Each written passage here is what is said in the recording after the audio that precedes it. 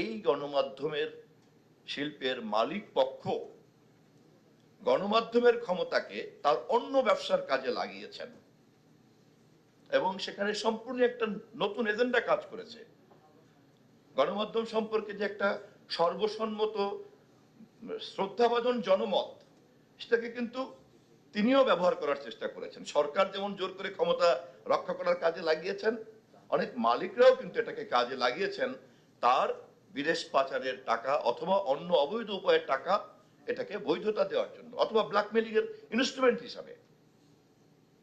আবার at the same time দেখা গিয়েছে যে অসম্মানজনক পেশার মধ্যে আছেন তেমন সাংবাদিকরাও এরকম পরিস্থিতিতে একটা একটা সিবিআই ক্যারেক্টারের মধ্যে ঢুকে পড়েছেন, একটা বার্গেনিং ক্যারেক্টারের মধ্যে ঢুকে পড়েছেন।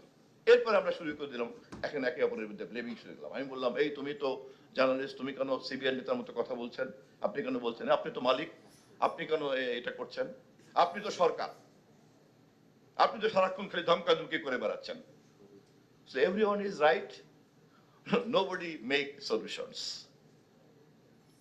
এই বাস্তবতার মধ্যে দাঁড়িয়ে কিন্তু আমরা আজকে বিশ্ব গণমাধ্যম দিবস পালন করছি, মুক্ত গণমাধ্যম দিবস পালন করছি।